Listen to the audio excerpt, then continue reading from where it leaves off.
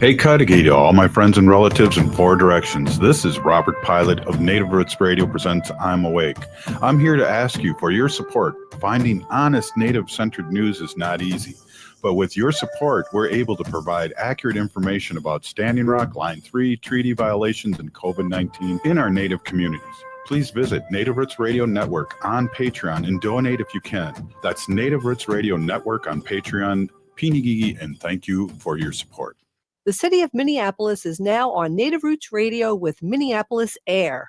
AIR stands for American Indian Relations. Guest host Christine McDonald talks to people about important things affecting the city's Native communities. Minneapolis AIR dives into topics like public safety, public health, elections, and so much more. Tune in to Minneapolis AIR on Native Roots Radio from 5 to 6 p.m. on the second Wednesday of every month, right here on AM 950. Ever wonder how far you could go with a bachelor's or master's degree? Metro State University is hosting 2 open house events in February. Learn about our bachelor's degree programs on February 24th, explore master's degrees, doctoral degrees, and graduate certificates on February 26th. Find out about financial aid options and how to apply. Discover how Metro State can help you take the next step in your career. Sign up today at metrostate.edu/open house. You belong at Metro. The Walker Arts Center is a proud supporter of Native Roots Radio. Visit Diani Whitehawk, Love Language, an exhibition that celebrates the Sichangu Lakota artist. The exhibition celebrating Whitehawk closes on February 15th, centered on connection between one another, past and present, earth and sky, and traditions of Lakota abstraction. Love Language is a sweeping survey of Whitehawk's work. The Walker is always free on Thursday nights, and citizens and members of tribal nations always get free admission. More info at walkerart.org. Rebuilding Together Minnesota provides critical home repairs and safety modifications at no cost to low-income homeowners, with a focus on supporting BIPOC communities across Minnesota, because everyone deserves a safe place to live. If repairs feel out of reach, help is available. Their work helps older adults stay independent, support families, and strengthens neighborhoods. Apply during the application window through March 31st. Visit rtmn.org and select Apply for Help, or call 651-776-4273. Rebuilding Together Minnesota, where neighbors help neighbors. With your AM 950 weather, I'm Brett Johnson. Look for cloudy skies tonight with a low around 31. Friday, partly sunny with a temp falling to 26. And Saturday, sunny with a high near 30. Go Dog Go or Ve Perove opens this week at Children's Theater Company. Get tickets today for this joyful bilingual musical where delightful dogs drive, swim, play baseball, and race to the big dog party. Get tickets today at childrenstheater.org. That's childrenstheater.org. Portions of Native Roots Radio may be pre-recorded. It's a good day to be indigenous. Get up, stand up. They are going to become more brutal. Couldn't cut, hit me cut again. Because all the hippies were trying to be Indians anyway. They're going to become more repressive because it's a matter of dollars and their illusionary concepts of power. Hey, Victor. We must live in balance with the earth. And also with recent happenings at Wounded Knee. I am awake.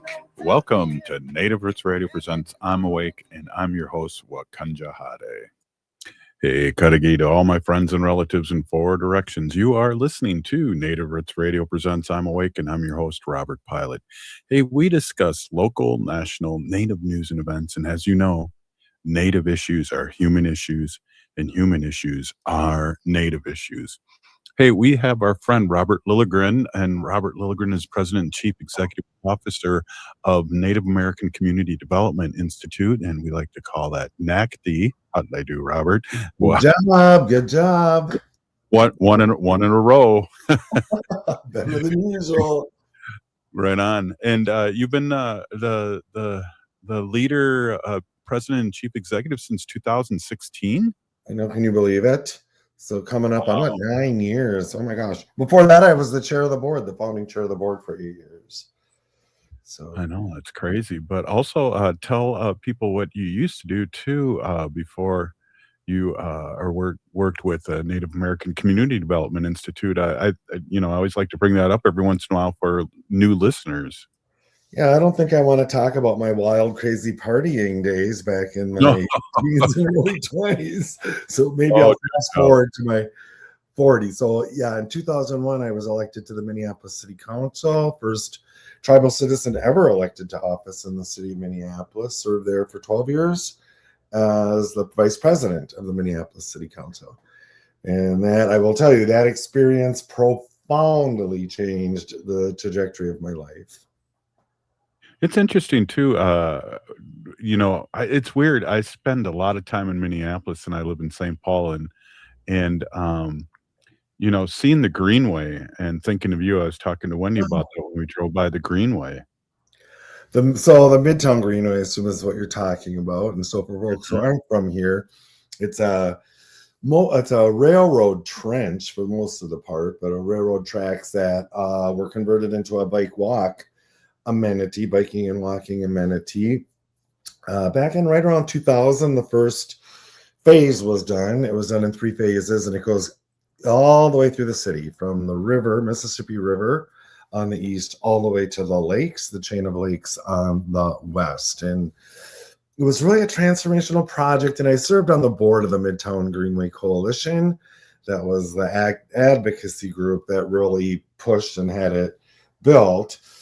Hennepin County, the county that Minneapolis sits in, was a big leader here. And I want to be really clear. My role in that was pretty minor, a board member and advocate. But I did live in the first phase, and it went through right in the heart of the city. There's an area called the Phillips area, the Phillips neighborhoods.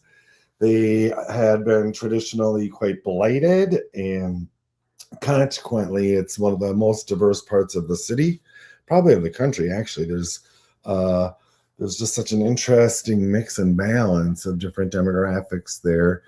And we didn't have amenities like that. We don't have any lakes in our part of the city or anything. And so to bring this amenity into this, those kinds of communities, to give us opportunities to use active transportation, biking and walking, was huge.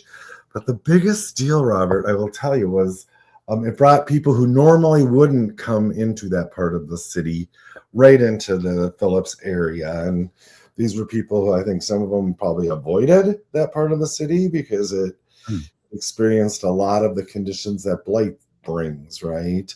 Low wealth, higher crime. And when they finished the first phase, it came just a few blocks into the Phillips area. Started from the west, which is kind of everything in the Twins in Minneapolis to the west is a little better, a little nicer, right? And so these bicyclists would come in the end of the first phase of construction was right by my house, right by it. So I would see this all the time. So you get these bicyclists, bikers coming down the Greenway, and then you get to the end, and beyond that, it was just still a derelict railroad corridor. So they'd have to stop, and they would stand there, and they would put their hands up by their eyes and look down this corridor, like, I wonder what's beyond there. Like they were pioneers or something. What's there? You know? Did the old cigar, Native American cigar? Right. Something like that. But then the whole thing opened, and it was very transformational to that part of the city. And that, of course, was the part that I represented while I served on Minneapolis City Council. Well, also too, I've never asked you this, but I know you're a biker, and you were a biker back then too, right?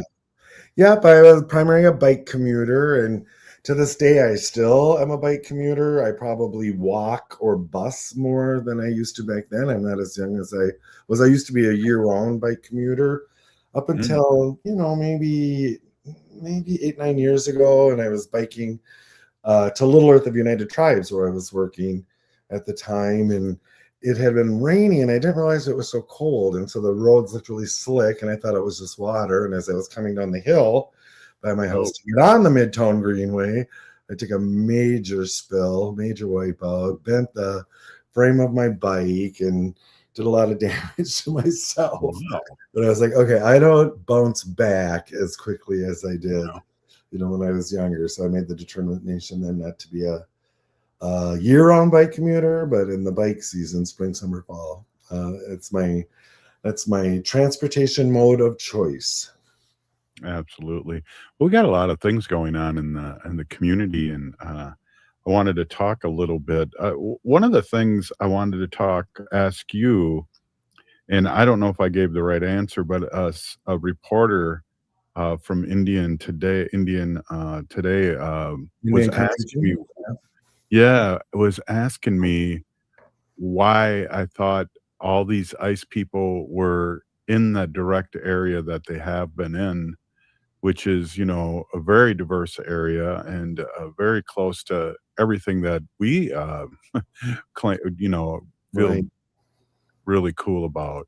Right. Yeah. So the area they're most active in, and that's been expanding over the last weeks, but it's right in the near South Minneapolis, just south of downtown. And a lot of it is within the Phillips area, the 4 neighborhoods of Phillips. And that's where our offices are, the American Indian Cultural Corridor. There's a very strong Native presence along Franklin and Little Earth of United Tribes. Is just a few blocks south of there. And they are very active there.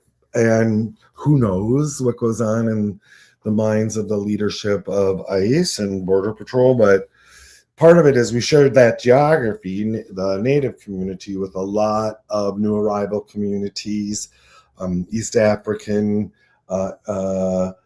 immigrants, Latino immigrants, and others. So there's just a proximity there. And of course, that's who ICE is focusing on. But I will say this, Robert, right after this ramped up, or this started ramping up in late November, December, and then the big surge at the beginning of the year and the ICE murders here. And of course, as a community, we're very good at protecting ourselves, our relatives, our non-Native neighbors. So we organized around protecting our geography, our part of the city. And it took, for me, I thought, okay, our darker skinned Native relatives are going to be most vulnerable. They probably look most like immigrants. And that's where I thought ICE's focus would be. But it just took a couple of days for me to realize that they are targeting Native people. They are targeting Native people here. And so since we share this convenient geography with our immigrant relatives, it's just kind of convenient, but it's really clear they're specifically targeting Native people, who are, of course, the furthest thing from immigrants on this stolen land. And so it's kind of a head scratcher. But here's what I've come to. The conclusion I've come to, Robert, is that they are attacking our sovereignty, right? Sovereignty. They're attacking our sovereignty. They're attacking the sovereignty of our whole state. Right. Yes. And so I think there's a particular piece there, and they have tried to leverage releasing Native detainees for concessions from tribes and things. So, yeah, we are under attack here. Right on. Hey, we're here with Robert Lilligren, and we'll be right back. This is Native Roots Radio.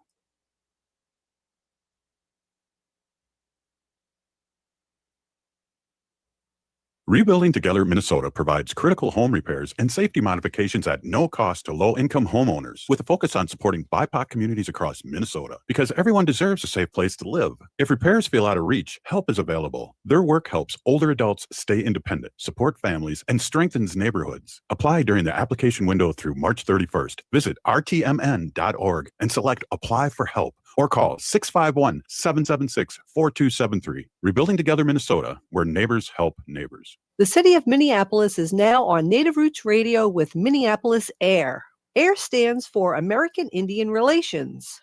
Guest host Christine McDonald talks to people about important things affecting the city's Native communities. Minneapolis AIR dives into topics like public safety, public health, elections, and so much more. Tune in to Minneapolis AIR on Native Roots Radio from 5 to 6 p.m. on the second Wednesday of every month, right here on AM 950. Ever wonder how far you could go with a bachelor's or master's degree? Metro State University is hosting 2 open house events in February. Learn about our bachelor's degree programs on February 24th. Explore master's degrees, doctoral degrees, and graduate certificates on February 26th. Find out about financial aid options and how to apply. Discover how Metro State can help you take the next step in your career. Sign up today at metrostate.edu/open house. You belong at Metro. The Walker Arts Center is a proud supporter of Native Roots Radio. Visit Diani Whitehawk, Love Language, an exhibition that celebrates the Sichangu Lakota artist,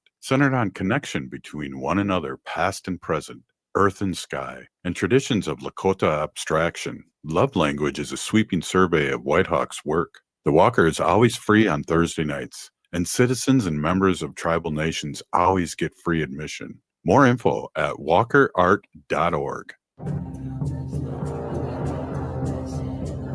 I'm Lieutenant Governor Peggy Flanagan, and I want to be your next United States Senator, and you are listening to Native Roots Radio.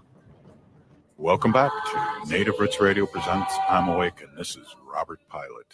Hey, welcome back, everyone. We are with our friend Robert Lilligren, CEO and President of Native American Community Development, and our White Earth Ojibwe relative here in Minnesota. And Robert, I gotta ask, or not ask, I gotta just make a statement here. It's been so good the last few days to be in community. Last night we missed you, and I know you weren't feeling well, and going to the jingle dress dance, and then also going to the powwow grounds and being in community and seeing people, and people aren't giving up like maybe you would if you're isolating. So that's kind of a real joyous thing last night that we went to, and we missed you. Nice. Yeah, it killed me to not be there.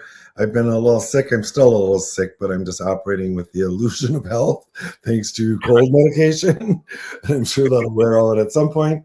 But yeah, so there was a wonderful Native-led fundraiser for our White Earth sister Peggy Flanagan, who is our Lieutenant Governor here in Minnesota, and she is seeking our U.S. Senate seat that is opening up. And Birch Bark Books and other partners put together a Native-focused fundraiser. I was on the host committee and did my part to rustle up some contributions. We exceeded our goal for that event. And I loved seeing the pictures on social media. It was just many of my favorite people were there to show their support for Peggy Flanagan.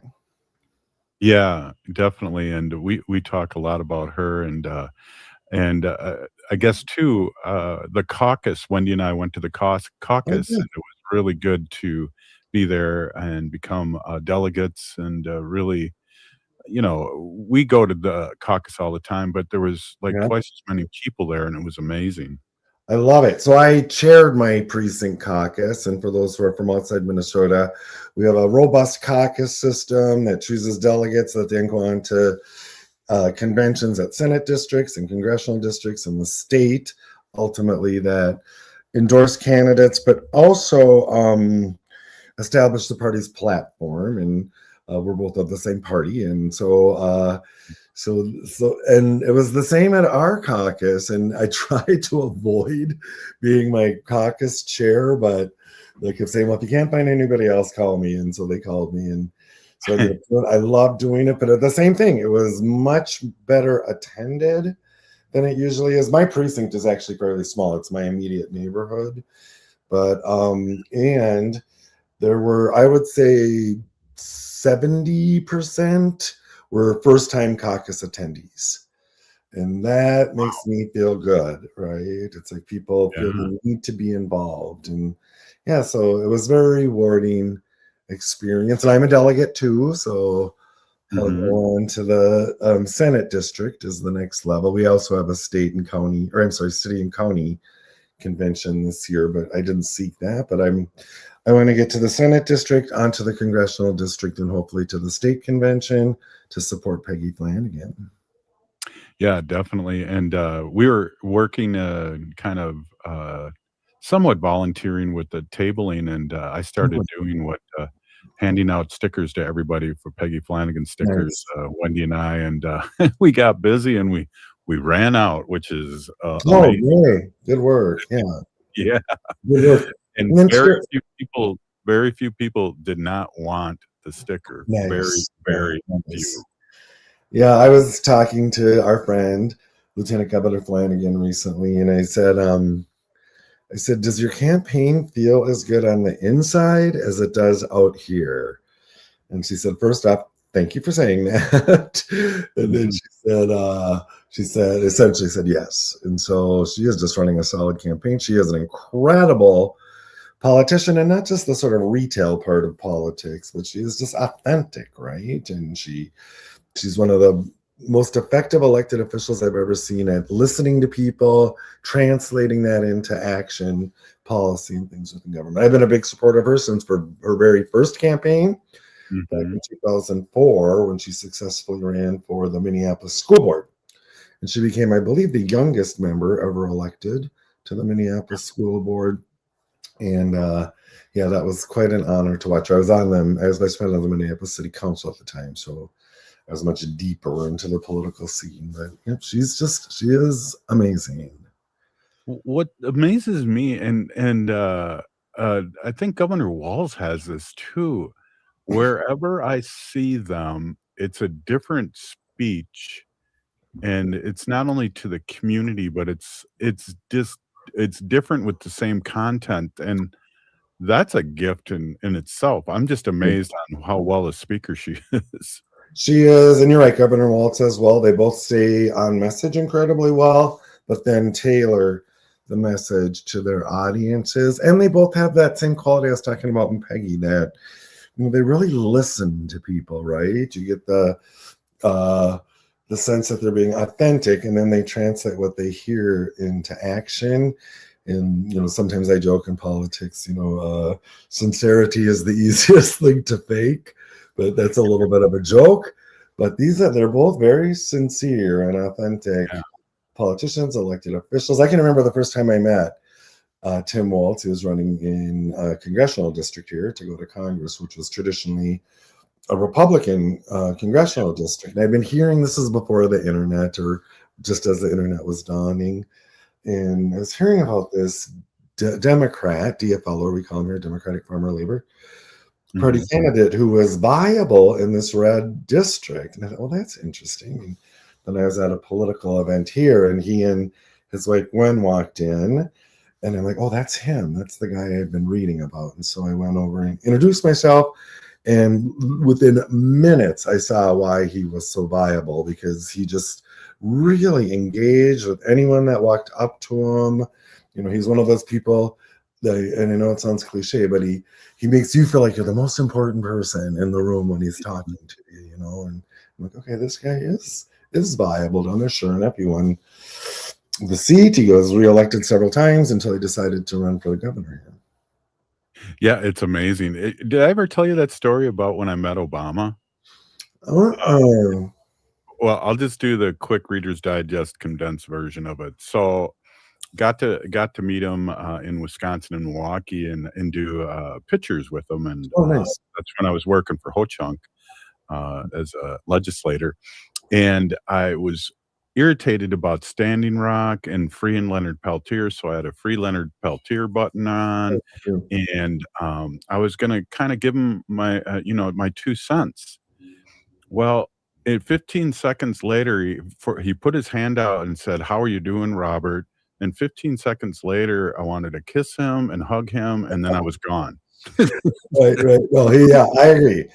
So I had the privilege the dynamicness of him. Right. It was amazing. And same thing, my first experience was when he was still a senator, and he was here meeting with different groups of potential supporters. And so there was elected officials. I was part of that. Environmentalists and labor were the 3 big groups. And then he was doing an appearance here. And he came into our group of elected officials. There's maybe 15, 20 of us. And he said, I'm going to go around the room, a circle. We were in a circle. And he said, I want you to ask me a question and that you need answered. So when you leave here today, you'll be my supporter. And he just went right around the room, and he did the same thing. I introduced myself, Robert Lilligren, Vice President of Minneapolis City Council, citizen of the White Earth Ojibwe Nation. And then he said, okay, Robert. I asked my question. And he said, okay, Robert. And he said my name, and I was kind of the same way. I'm like, yeah, I'll support you. I'll support you. I was going to be salty with him, Robert, and I ended up wanting to kiss him. Right. I love it. Then at that year, I ended up being a delegate to the Democratic National Convention. So where Obama was given the nod for the first time, and it was just incredible. It was like history all around you. It was amazing. Yeah, that's things that I'll never forget. And they said Bill Clinton is like that too, where you meet him. I don't know if you ever met him, but just the charismaticness of just meeting him and being in the same room. Yeah, I never did. I mean, I've been in rooms with them and in Denver at the Democratic National Convention in 2008, where Obama got the nomination. So we were in an auditorium of about 25, 30,000 people, right? And right behind us, all of a sudden the place went quiet and everyone looked over by where the Minnesota delegation was. And so I'm like, what? And I looked behind and Bill Clinton had just come in and sat sort of in the balcony right behind us, and it was just like everybody's head turned. I mean, that goes to your comment about magnetism and charisma. People just loved him. Yeah, and then back to what we were saying, our lieutenant governor has that and is going to move forward. What she had to say, maybe I can talk a little bit about, which really resonated with me in our next segment. Sure. Hey, this is Native Roots Radio, and we're going to take a quick break here, and hopefully the mothership will play some bumper music because I like dancing in between the bumper music. Let's hear it. I think Brett's running the board. Brett, let's hear the bumper music. There it is. Oh, we'll be right back. We're with Robert Lilligren, Native American Community Development Institute, and our White Earth Ojibwe relative. We'll be right back. We are Alusa Nation.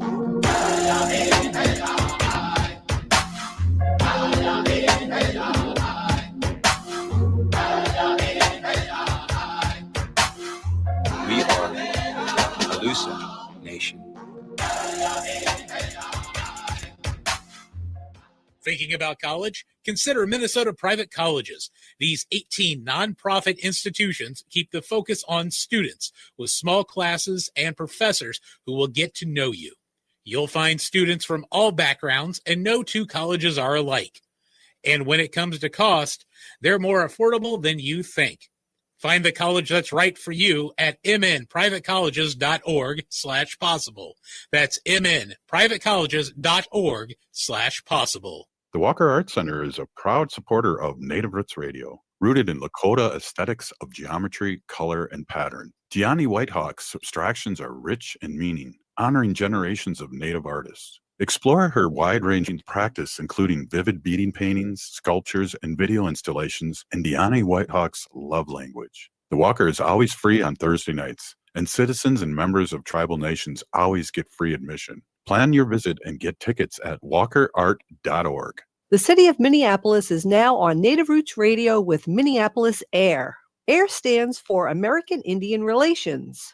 Guest host Christine McDonald talks to people about important things affecting the city's Native communities. Minneapolis AIR dives into topics like public safety, public health, elections, and so much more. Tune in to Minneapolis AIR on Native Roots Radio from 5 to 6 p.m. on the second Wednesday of every month, right here on AM 950. Oh, this is Robert Pilot. For Native relatives, healing is more than just sobriety. It's reclaiming Indigenous masculinity as a sacred, balanced force. Join Hunter Thundercloud for Native Roots Radio presents Controlled Fire. We explore how personal recovery uplifts our communities. It's time men step back into roles as mentors and spiritual leaders. Recovery is collective, and it starts with us. Tune in the first and third Wednesday of every month at 6 p.m. for Native Roots Radio presents Controlled Fire. Let's tend the fire together. Rebuilding Together Minnesota provides critical home repairs and safety modifications at no cost to low-income homeowners, with a focus on supporting BIPOC communities across Minnesota, because everyone deserves a safe place to live. If repairs feel out of reach, help is available. Their work helps older adults stay independent, support families, and strengthens neighborhoods. Apply during the application window through March 31st. Visit rtmn.org and select Apply for Help, or call 651-776-4273. Rebuilding Together Minnesota, where neighbors help neighbors. Ever wonder how far you could go with a bachelor's or master's degree? Metro State University is hosting 2 open house events in February. Learn about our bachelor's degree programs on February 24th. Explore master's degrees, doctoral degrees, and graduate certificates on February 26th. Find out about financial aid options and how to apply. Discover how Metro State can help you take the next step in your career. Sign up today at metrostate.edu/open house. You belong at Metro. The Walker Art Center is a proud supporter of Native Roots Radio. Visit Deani Whitehawk, Love Language, an exhibition that celebrates the Sichangu Lakota artist. The exhibition celebrating Whitehawk closes on February 15th, centered on connection between one another, past and present, earth and sky, and traditions of Lakota abstraction. Love Language is a sweeping survey of Whitehawk's work. The Walker is always free on Thursday nights, and citizens and members of tribal nations always get free admission. More info at walkerart.org. With your AM 950 weather, I'm Brett Johnson. Look for cloudy skies tonight with a low around 31. Friday, partly sunny with a temp falling to 26. And Saturday, sunny with a high near 30. Discover perfection at Maverick's Real Roast Beef in Roseville. From Philly steak to crispy chicken, every bite is exceptional.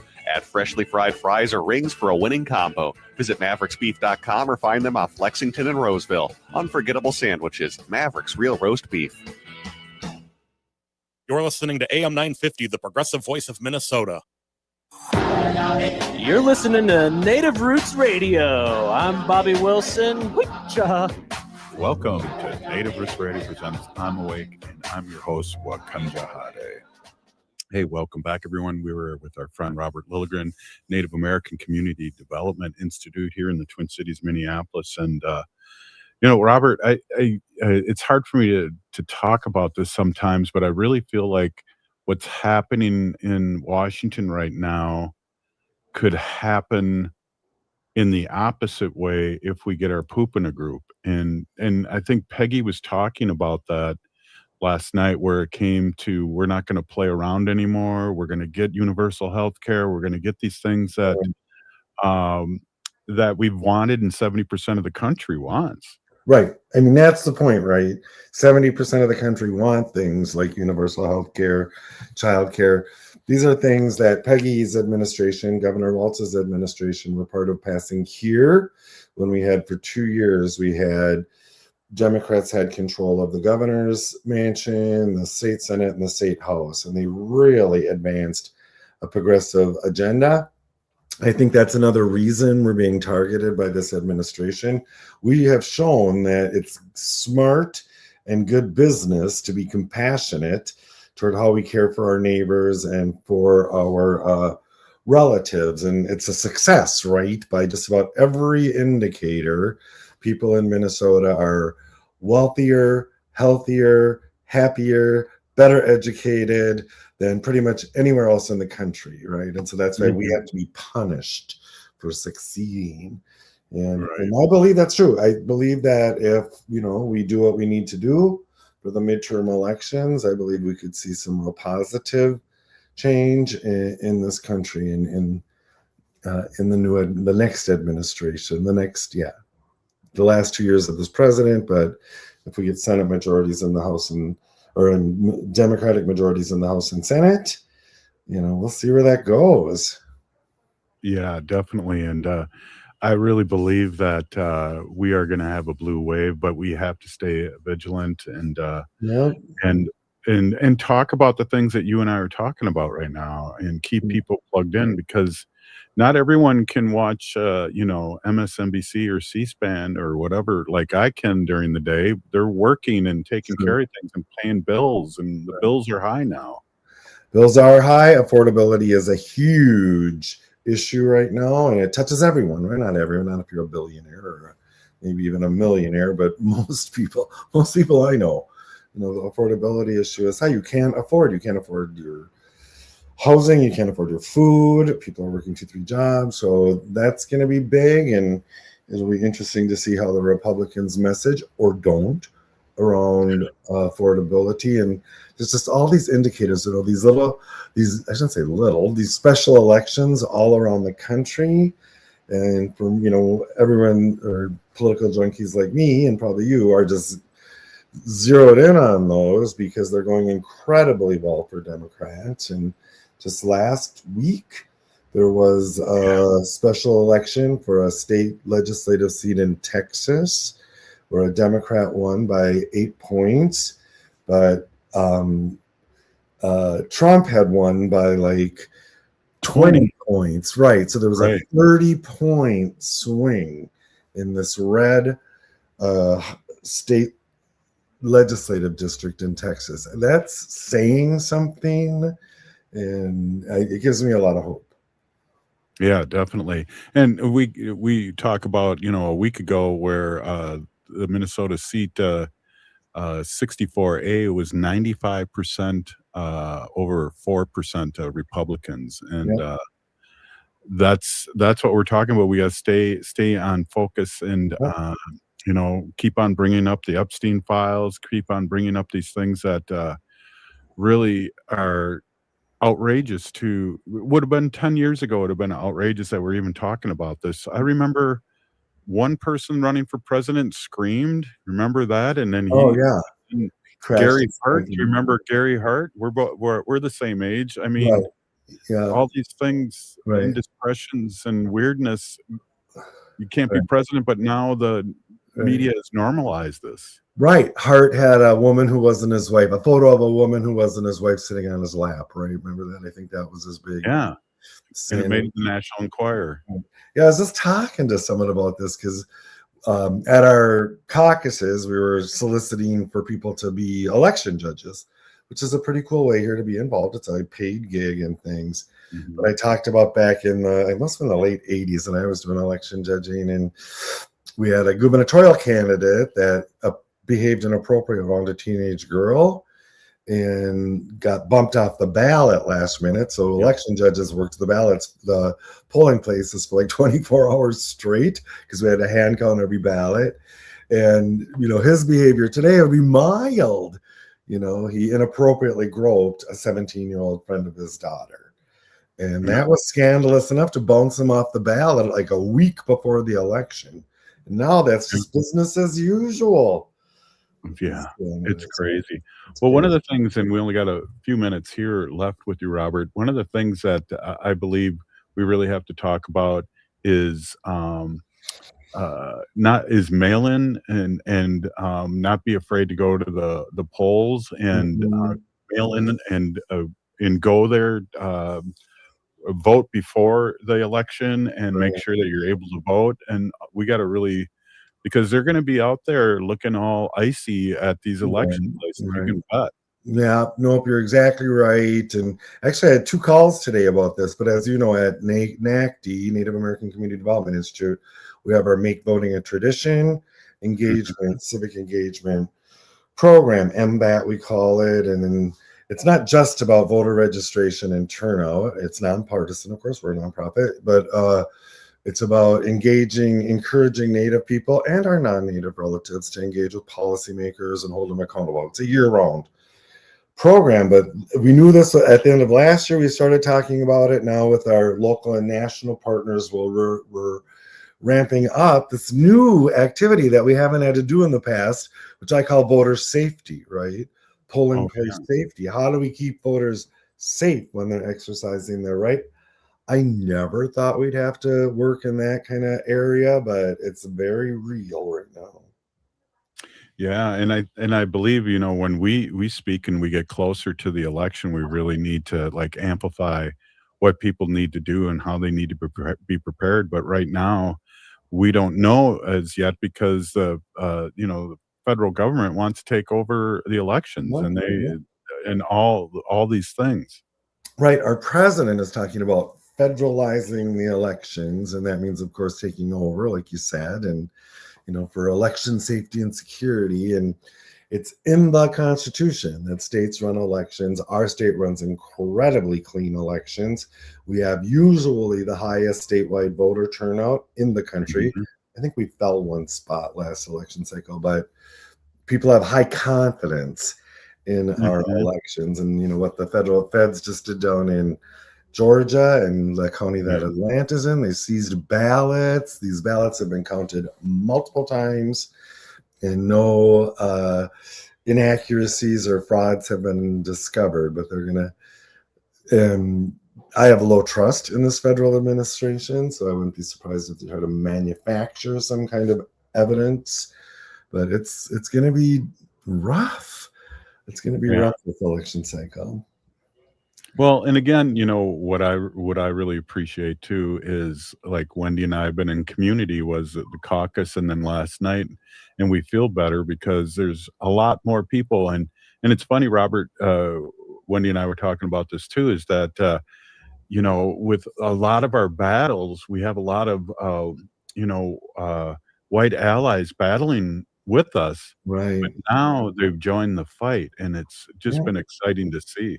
It's been exciting to see. It's encouraging, and I also feel that Here in Minneapolis, we've had a lot of rough times recently. George Floyd was murdered. The city turned into violent protests then. But within the Native community, we stepped in and decided to protect our Native relatives, our non-Native neighbors, their assets with people power, not violence, not boarding up buildings. And we were incredibly successful. Almost no damage on the American Indian Cultural Corridor. Little Earth of United Tribes defended itself beautifully.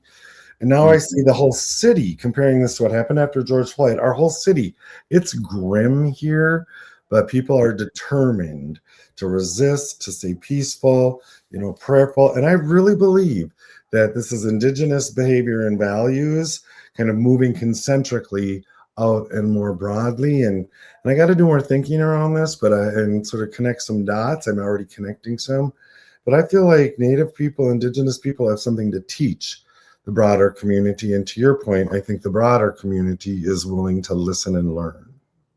Yeah, well, we learned it from Standing Rock too, and Right.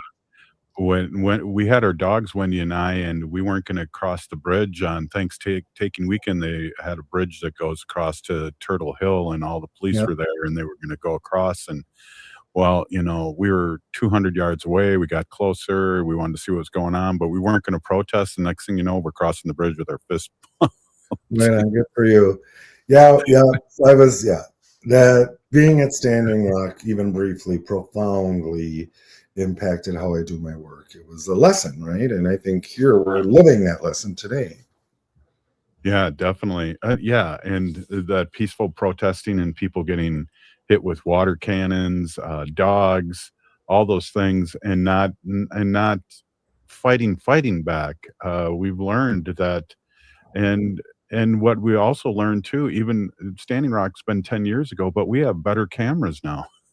Right. Very good cameras. And yeah, I'm very proud of what's happening here. I mean, just for folks who aren't here, it's hard. It's bad. It's worse than you're seeing on TV. We are living under violent federal occupation. People are getting violently assaulted, pulled out of their cars, pulled out of their homes. I just saw some video talking about cameras where they broke a glass door to an apartment building. ICE did, and went in and were pulling people out of their apartments. That's our reality here. Mhm. And I'm so proud of our Native relatives and our non-Native allies, and that we're not taking the bait, right? We're remaining peaceful, prayerful, based on our values. A lot of ceremony going on Yeah. in the community, and Well, we only got a minute left, Robert. I really appreciate. I know you're under the weather coming on. How can people? We have people listen to us all over the country. How can people support what's happening at the powwow grounds and what's happening with Native American Community Development Institute and MUD? Yeah, great. The outpouring of support has been incredible. There's a number of places people can tap in. Powwow Grounds Coffee Shop website, Indigenous Protector Movement. People can contribute. The place I've been sending people lately is to we have a leadership forum here called Metropolitan Urban Indian Directors, MUID. MUD is what we say. And at the Facebook page, the MUD Community Group, we're trying to keep that as updated as possible in ways that people can help, and what kinds of contributions and donations are needed, what kind of healing activities are going on around the city. So there isn't, unfortunately, just one place to tap in. If you Google Minnesota Native American organizations, you probably get a bunch, but I would recommend, as a place to start for people who are on Facebook, go to the MUD community, MUID community page on Facebook. Robert, thank you so much for coming on, and I hope you feel better. And we really, really missed you last night, but there's going to be more where that's coming from, and it's going to be a long election. So a big Pinigi, thanks again for coming on. As always. You got Gigawabamin, everyone. Hey, we'll be right back. We're going to be with Wendy and talk about our sacred animal update. Stay with us. Oh.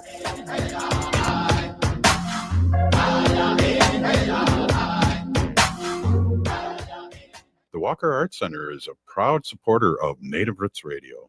Visit Diani Whitehawk, Love Language, an exhibition that celebrates the Sichangu Lakota artist, centered on connection between one another, past and present, earth and sky, and traditions of Lakota abstraction. Love language is a sweeping survey at Whitehawk's work. The Walker is always free on Thursday nights, and citizens and members of tribal nations always get free admission. More info at walkerart.org. Ever wonder how far you could go with a bachelor's or master's degree? Metro State University is hosting 2 open house events in February. Learn about our bachelor's degree programs on February 24th. Explore master's degrees, doctoral degrees, and graduate certificates on February 26th. Find out about financial aid options and how to apply. Discover how Metro State can help you take the next step in your career. Sign up today at metrostate.edu/open house. You belong at Metro. The city of Minneapolis is now on Native Roots Radio with Minneapolis AIR. AIR stands for American Indian Relations. Guest host Christine McDonald talks to people about important things affecting the city's Native communities. Minneapolis AIR dives into topics like public safety, public health, elections, and so much more. Tune in to Minneapolis AIR on Native Roots Radio from 5 to 6 p.m. on the second Wednesday of every month, right here on AM 950. Rebuilding Together Minnesota provides critical home repairs and safety modifications at no cost to low-income homeowners, with a focus on supporting BIPOC communities across Minnesota, because everyone deserves a safe place to live. If repairs feel out of reach, help is available. Their work helps older adults stay independent, support families, and strengthens neighborhoods. Apply during the application window through March 31st. Visit rtmn.org and select Apply for Help, or call 651-776-4273. Rebuilding Together Minnesota, where neighbors help neighbors.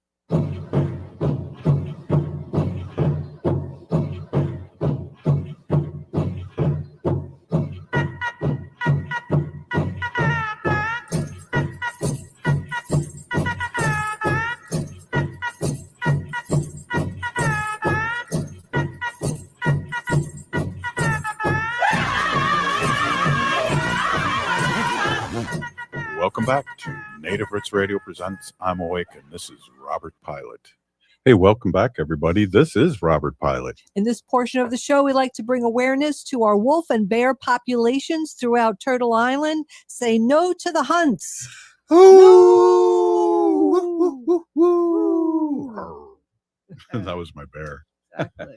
Hey, I want to introduce my awesome, beautiful wife. Wendy's been an animal advocate for many years, and she's been on Native Roots Radio and this is coming on your 10th season, and you're a co-founder of this show. And we used to do Pilot's Progressive Party again, and those were the good old days. But always great to get an update on our sacred animals. But I just wanted to change that up a little bit. Yeah. Last night, we were in community. We went to a fundraiser.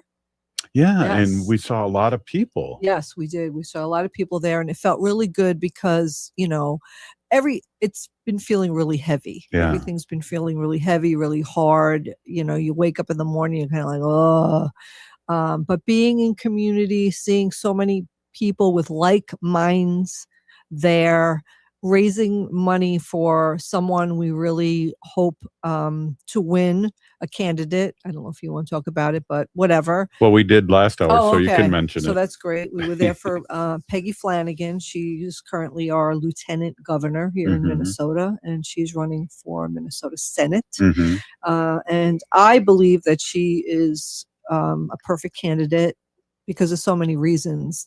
I'm sure you talked about that already. So, yeah. And the other person I saw there was my state director for Humane World for Animals. Yes. So he lives in that, close by. And it was so great to see Aaron. Yeah. And we talked about some stuff. And he said to me, Wendy, somebody told me the story about how you ended up with your dogs. And I just think it's such a sweet story. So he goes, remind me, how did it go? And we haven't talked about that on the show in a long time. Kind of told him the story about how we ended up with 3 dogs at the same time.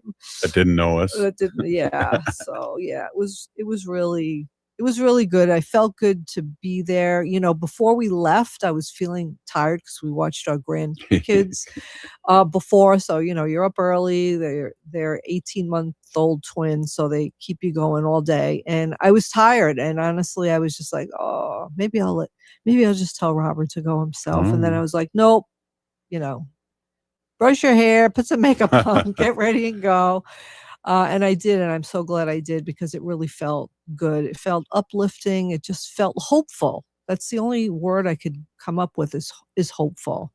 So I did feel hopeful. And you felt Yeah. hopeful when we caucused too. Oh yeah, definitely. I mean, yeah, our caucus rooms were standing room only. Yeah. It was unbelievable the turnout that was happening. People are engaged. Yeah, people are engaged. People want to do something. People are mad. They want change, and it's going to happen. I mean, I'm really seriously. Yeah. Yeah. So Well, that was good. Yeah. But in your sacred animal portion, which you've Mhm. been doing forever, Yeah. I know you got a couple fun facts. We used to do Fun Fact Yeah. Friday, and maybe we can pull that together again tomorrow. Sometimes it's fun to just do one thing I want to just mention about animals or mammals, if you got 1 second. Oh yeah. I was just reading something, and this is really interesting, that humans are the only mammals who fight their sleep. So Wow. every other mammal, they're tired, they lay down, they go to sleep. That's it. And humans are the only ones that don't. And I know that because we have, two 18-month-old grandchildren who don't want to stay, they're just about literally. It's like, oh my God, they're going to sleep. Their eyes are just about to close and they pop them open and stand up. It's like, oh my gosh. That's exactly And as an adult, I fight my sleep all the time. It's just like, let me watch one more episode of, The Pit, or, let me scroll on Facebook more, so we do that to ourselves. It's really hard for me, I know, to just say, oh, I'm really tired and just go with it, Yeah. We should be more like our animal mammals who just succumb to the sleep, get a restful sleep, and then just do it. Yeah. That is so funny. They eyes pop open and they jump up, and that is literally what they do. Exactly what they do. I'm not even exaggerating. I'm not even. And Summer, she's just they're both just adorable, but she'll like up. That's what she'll say. She'll say up. She's going up. Oh my gosh. It's crazy. And it's just, I don't know. Yeah. It's really hard to. It's hard to be a grandparent Well, when there's two of them. They're so funny. They said our names for the first time today. That were clear. It really warmed my heart. It was really, really warmed my heart. They know us, Right. whereas I go by Nona, which is like a really, really old fashioned name for grandma in Italian. Robert goes by Choka, which is grandfather and Ho-Chunk. Yeah. So that's what we go by, Nona and Choka. And the kids know us. Like they'll point where we are. Yeah, right. exactly. I mean, they know Nona, Choka. They know us. But they really haven't said our names yet out loud. I'm saying to myself, you guys could say no. All you have to do is say nah, no nah. That's easy. Well, they're both kind of mumbling, and then when we heard a clear Nona, that's it was really for sure. cute today, and she Choka's a little harder to say. It sounded like she said caca, like caca.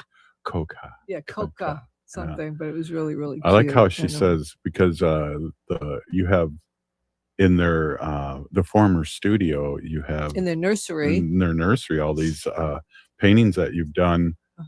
With animals, and they can say them all and they sign them. Yep. But I like the way she says cow. She goes, cow. Yeah. So they all learn their animals. I have some farm animals and I have some jungle animals and then 2 mice. So there's a little variety of animals in their nursery, and they're all paintings that I've done. Yeah. And by the way, I'm going to put this out there right now because over the weekend, I'm going to be working on getting my art together. And I'm going to be selling some canvas prints, and I'm going to be selling some greeting cards and what else do you call those? Prints, just like prints, small prints, like 8x10s. Matted prints, framed prints, regular prints that aren't matted, whatever you want, a variety of prices. And I'm going to put 100% of the proceeds to the sales of that art. I think I'll start it, I'll work on it over the weekend, get it all organized, and then by Monday, get that up and out. And all the money is going to go to families Mhm. who have been affected by this ice raid. Like We I know know all these personally families. someone whose brother was taken, who has a wife and 2 kids. Yeah. Now the brother is supporting the other wife and the 2 kids along with his. But he could get scooped up any minute And too. he can too. So that's where the money's going to go, to help people, just to support them, to have, pay their rent, buy the food, do whatever they need to do. Also, I'll find out some animal shelters have gotten some Mhm. pets. Oh my gosh, a lot because of them. A lot of them. So it's going to go to really good things. And people out there who know me know that I will do this 100%. I don't know how I'll be able to get receipts and things, but maybe I could, Well, I guess do something to we'll make run. it formal. We'll get you on, but we'll also run some commercials. Yeah. And then also, that was interesting that our sacred animal portion was about our God or our grandkids. That's awesome. Hey, if you're listening to the show, you're part of the resistance from Chief Plenty Coops, the ground on which we stand on. It's sacred ground. We're still here. We are the 7th generation. The city of Minneapolis is now on Native Roots Radio with Minneapolis AIR. AIR stands for American Indian Relations.